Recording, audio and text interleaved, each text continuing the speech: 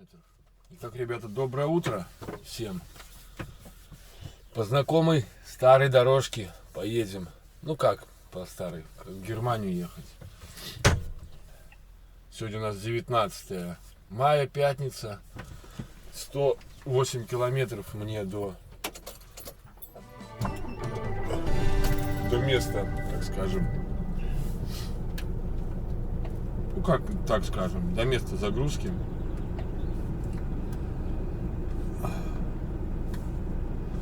И мы едем в Германию. 11 до границы. Что-то мне только вот это все время падает. Отдохнули мы вот здесь, возле базы Хестеркампа. Видите, сколько тут машин. Вот ребята начинают работать. И новые дафы есть, новые мерседесы есть. Вот. Опа, вернем камеру взад. Ракурс прежний, ничего нового.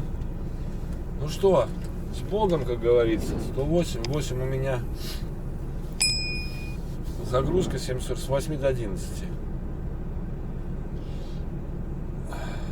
Ну и что, и погнали. С Богом. Как я допьем. Let's go.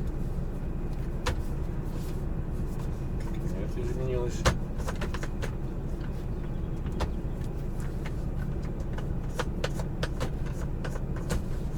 Вроде я ее не теребил. Не теребил. Ну что? Так. Планировщик маршрута. О, блин. Мэлы, все. Почему-то как-то подсказывает, как-то ехать странно. Ну вот сейчас нормально, все правильно. Поедем по узким улочкам, так сказать. Все мы проверили, все в порядке у нас.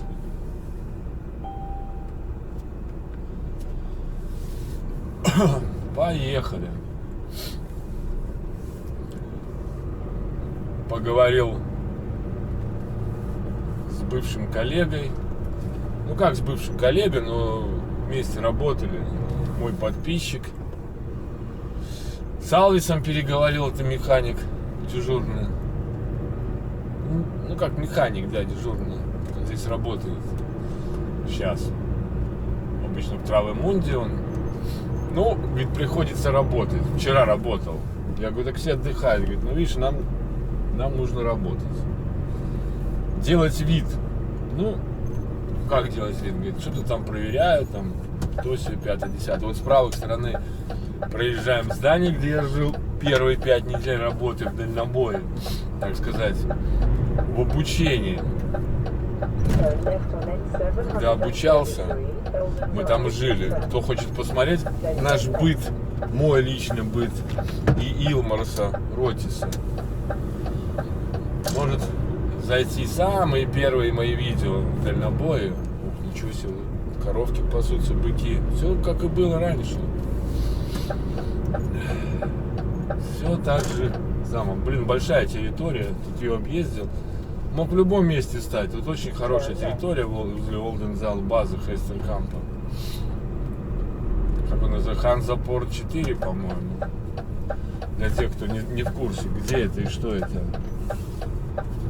Ну и отъезжаем. Спасибо базе. На нее я не ходил, хотя можно было, конечно, сходить и по...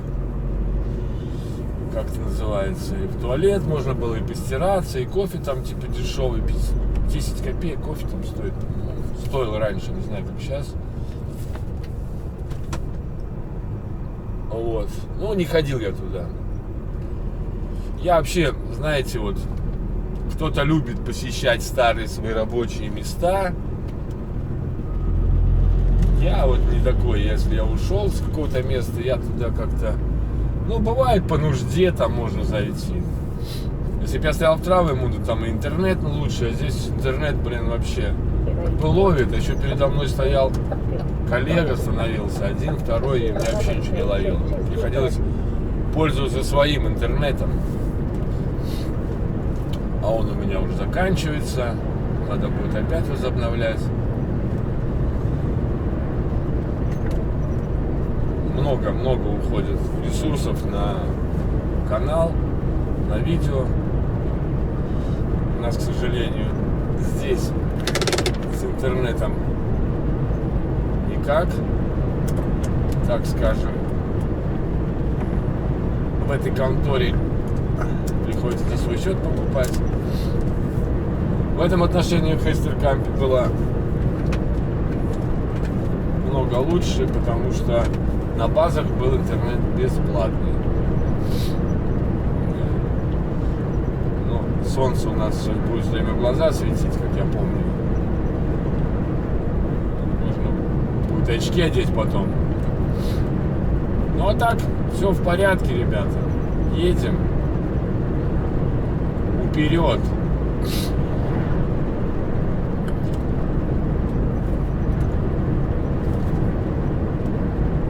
Новости по Хестеркампу я узнал, потом, может быть, как-нибудь поделюсь.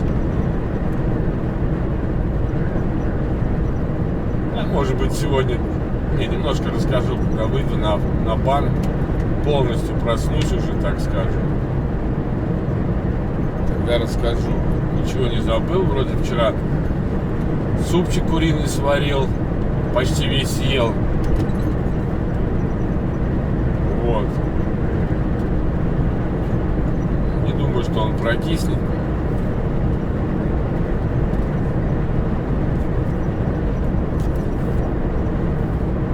Ванну с водой забрал, стояла на улице, ну, потому что место освобождал, заходил дружище.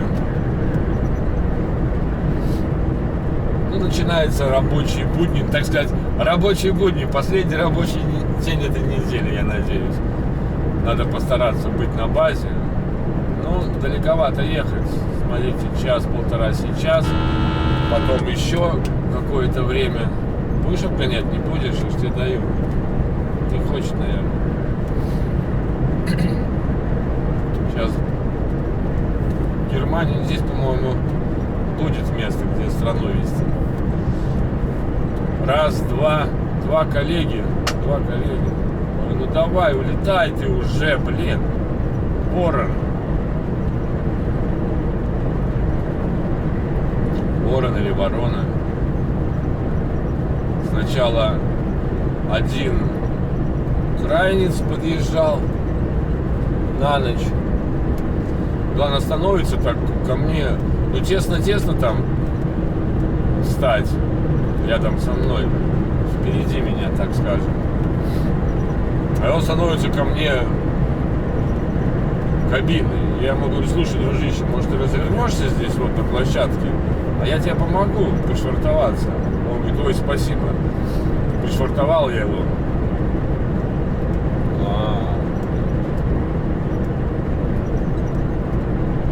Вот. Что дальше? Потом он уехал, потом, смотрю, через какое-то время поляк подъехал, начал швартоваться. Подходит, подъехал, говорит: поможешь пришвартоваться? Я говорю: конечно, какие проблемы. Вот. Швартовал его, он мне, презент бутылочку пива польского выделил. Я говорю: ну, не надо, конечно. Говорит: нет, возьми, спасибо тебе большое.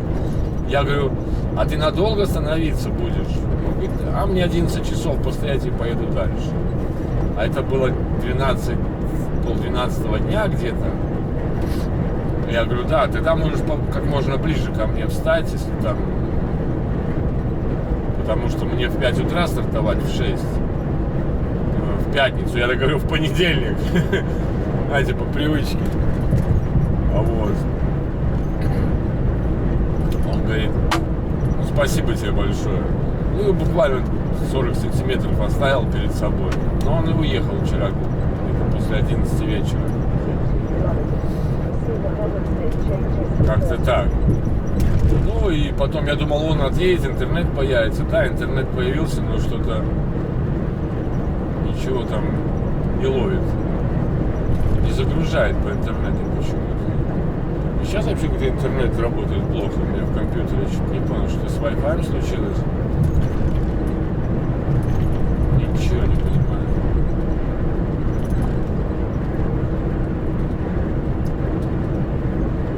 все.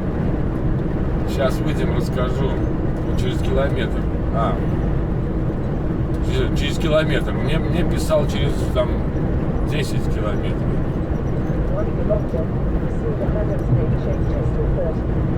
Ну вот сейчас поедем, встанем и ведем страну, ребят. Если есть такая возможность, почему нет? Что мне писал? Это я так быстро проехал 9 километров. Что там удивляться, правильно?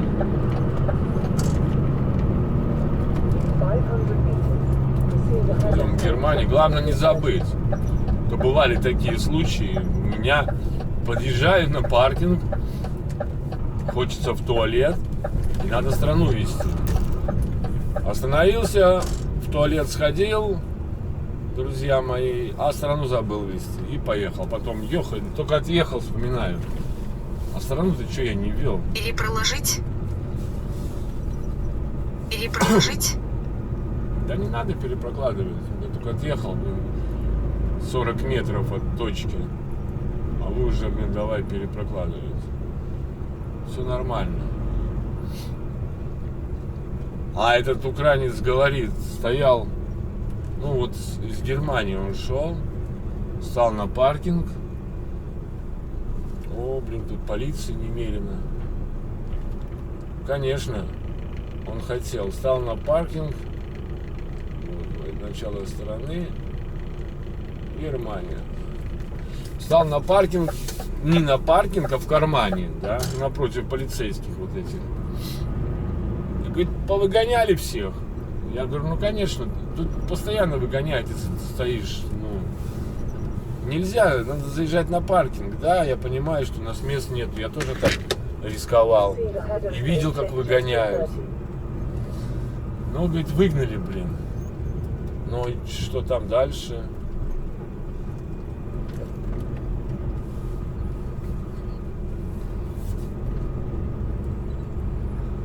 Полик тут страну решил вести. Вот так стоят, видите как? Пофиг. Мест мало было. Или проложить? Такой нежданчик, так скажем, для водителей была это четверг такой праздничный. Единственное из ближайших стран, телевизор, смотрит, как чудаки. Я даже не знаю, что там интересного смотреть. И, давай пропустим этого друга румынского. Вот такие, ребята на этих штуках опасные. Меня так слили топливо.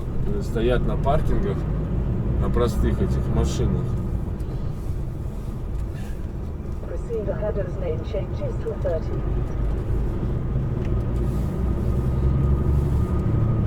Выгоняют, полицейские с таких мест. Я сам видел, говорю, что во Франции. Я еду, смотрю, полицейский подъезжает и выгоняет.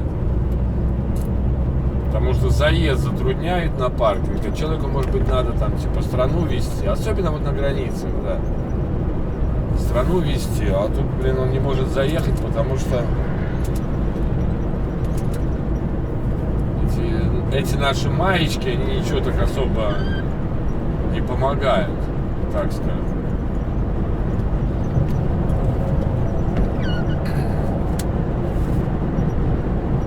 Майку нацепил на угол, не значит, что можешь стоять. Я сам цеплял, да, рисковал. Но меня еще так не выгоняли ни разу. Сейчас у нас будет солнце справа, потом будет в лоб. А новости с Кайстеркампа такие, которые я узнал сейчас. Есть очень хитрые ребята. Мы понимаем все, что все знаем, все понимаем, что раньше начнешь, раньше закончишь. Правильно? Правильно. Но бывают случаи, когда не надо начинать рано. Например, вам осталось сейчас до паркинга, до места загрузки или выгрузки. Выгрузка в 8 утра. Вам ехать час максимум. меньше 100 километров. И некоторые очень умные, да, для того, чтобы потом раньше закончить смену, начинают в 5 утра. Вот зачем в 5 утра начинать смену, блин, если у тебя выгрузка в 8, и тебя, кстати, в Хестеркампе диспетчера поэтому и просят как можно ближе подъехать к месту выгрузки, если у тебя есть время. А в 5 утра начинать, 3 часа терять, минимум 2, а бывает даже и больше. Начинают, а потом, чтобы ехать на Автохов, да, удобно, да, надо раньше закончить. Ну, часа в 4, в 5, да, там. Вот. А некоторые вообще на Автохов заезжают и оплачивают их, чтобы покушать, понимаете? Даже ему паркинг не надо, он заезжает на Автохов, покушал за счет компании и поехал дальше. Так вот, в Хестеркампе ввели, как я понял, такую штуку. Вы можете стоять на Автохофе сколько угодно, но есть одно но. Вам возвращать будут только 50% стоимости Автохофа. Неважно, есть в чеке, что вы кушали, нету в чеке, что вы кушали. 50%. То есть, если он раньше платил 15 евро за Автохоф, он их возвращал, то теперь ему платится по 7,50. Конечно, это бьет по карману для любителей стоять на Автохофе. И вот из-за этих случаев Хестеркамп ввел правила. То, что я сейчас вам сказал. И пострадали из-за этого не только те, кто хитро выкрученный, да, а пострадали из-за этого все водители. Даже те, кто становится там типа раз в неделю, блин, раз в месяц, все равно ему не возвращают полностью. Вот такие вот новости с Хестеркампа. Помимо того, что там долго не дают сейчас работать, 5, по-моему, недель, и еще иногда просят отдыхать. Но сам факт, что сами натворили, а теперь, блин, плачут, что их гнобят. Как-то вот так. Такие новости. Но машин, я смотрю, много машин в Хестеркампе, поэтому водители и нужны.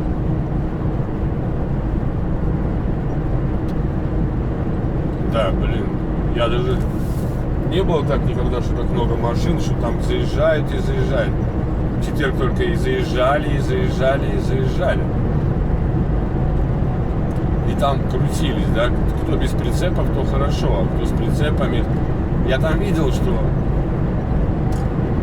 были и без прицепов, видно, где-то оставляют прицеп пустой там по ходу. И заезжают без прицепов, потому что прицепы некуда поставить. Да, поэтому и нужны водители. Я еще даже думал, четверг может пройтись вдоль забора, поснимать там. Думаю, ладно, не буду я этим заниматься. Потом скажут, что я рекламирую, работаю на другой фирме, рекламирую Хестеркамп. Но я еще раз повторю.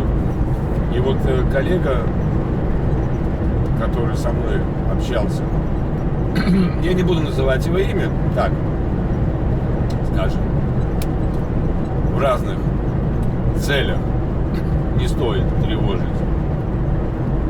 да. Что хотел сказать? Нет, вот этот коллега, вот он стоит с прицепом на базе.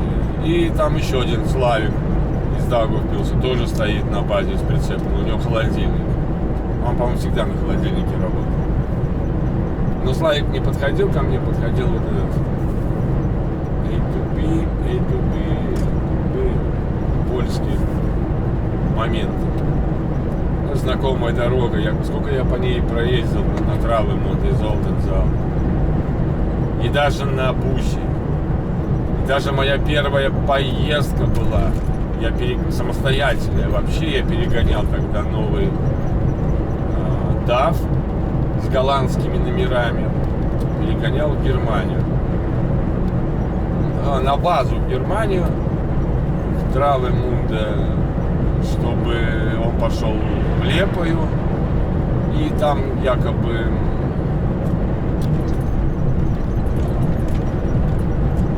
менять номера, да, голландские на латвийские. И то не дали, я не шел на этом самом сингл, да, на голове, я тащил прицеп. Какой-то пустой прицеп взял и повез его в травы. Там отцепился, сел на свою машину, уже на другую, и уже начал тогда самостоятельно работать. Блин, это было, я вам скажу, ребята, я вот в профессии, по сути, я же не думал, я же 2 лет еще нет у меня в профессии. Это было где-то в ноябре месяце, по-моему, или в начале декабря, не, в конце ноября. Да, это было в конце ноября 2021 года.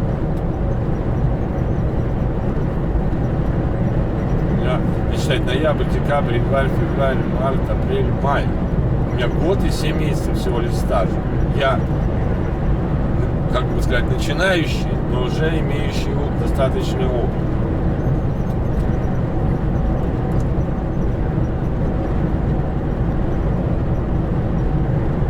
Я помню еще по привычке, когда уже ушел с Хейстеркампа и ехал навстречу, коллега шел Хейстеркамповский.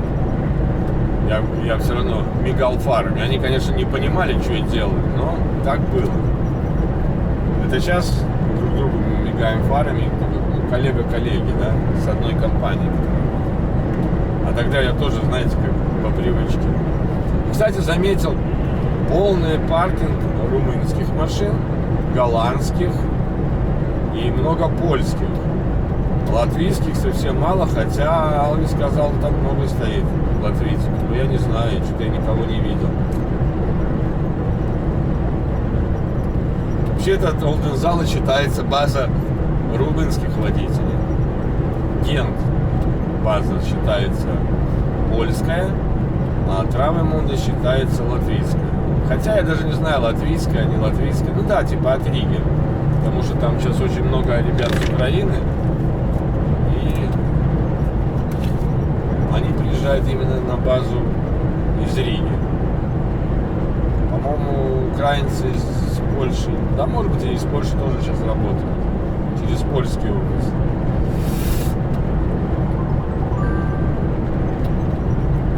Вот у нас уже веб поменялось. Интернет-провайдер.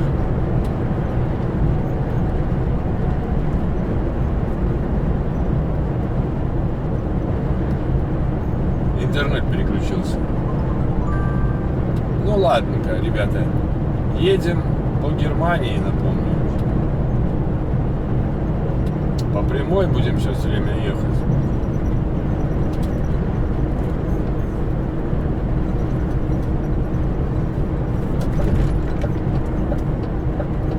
Непонятное, блин, телодвижение.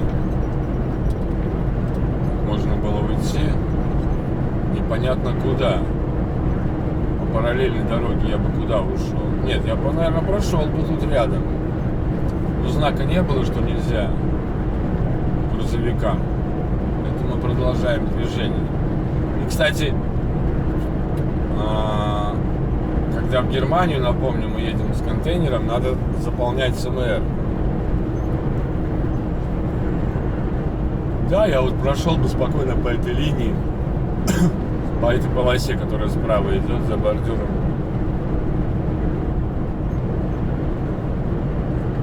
Ладно, друзья мои, еще раз напомню, 19 мая 2023 года, пятница.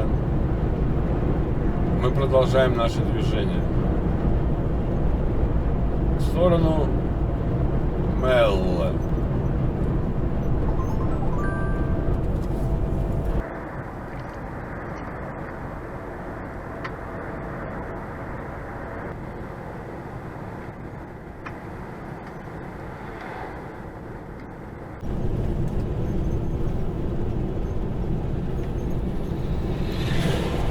Ну что ж, уже подъезжаем мы 3 километра осталось до точки погрузки. Будем смотреть, что там такое и как там, куда там заезжать.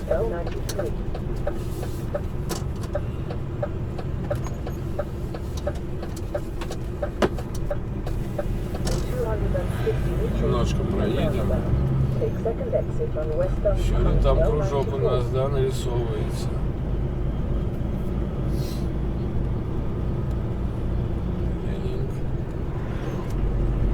Откроем письмо, чтобы видеть, как название компании. По информации от ребят у меня это...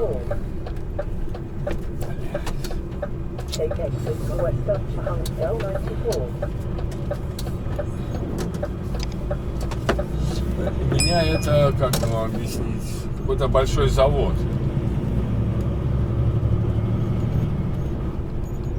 Называется All One Work Mellos. Я не в Mellos завод еду, Poly One. Вот куда я еду.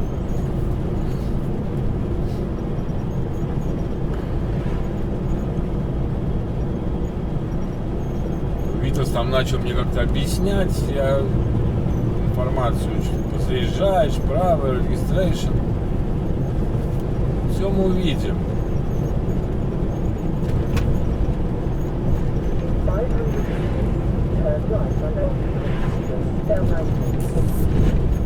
Все мы увидим, все мы узнаем. Правильно, правильно. Ой, сейчас направо.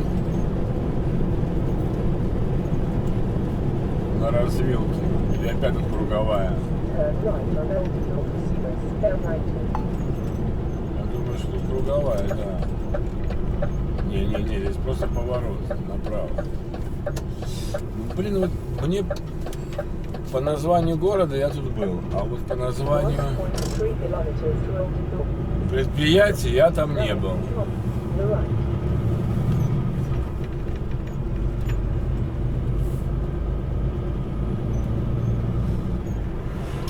Незнакомая. Poly One. Паркинга там нету. Я тут не собирался приехать, в принципе, в четверг сюда.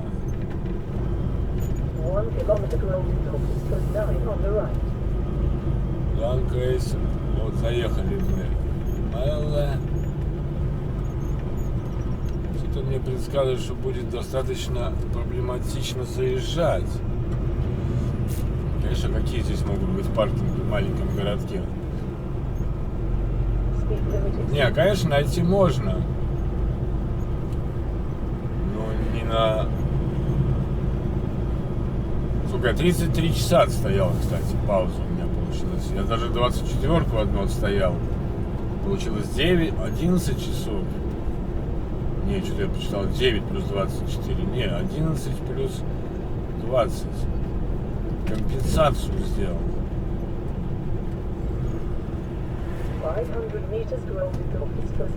Компенсировал, кстати, прошлый. То есть сейчас могу тоже 24-ку стоять на этой неделе. Так. Ищем Poly One. 450 метров. Mellos. 200 метров.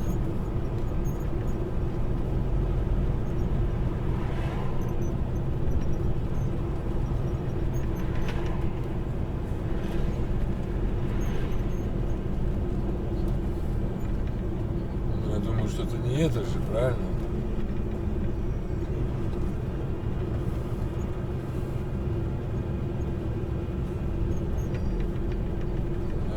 Poly One.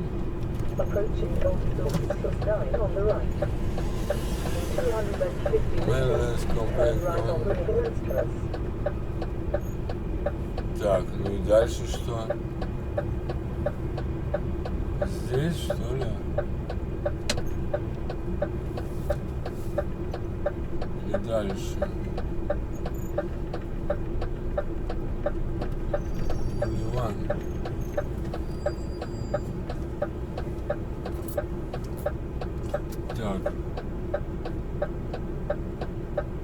сказать.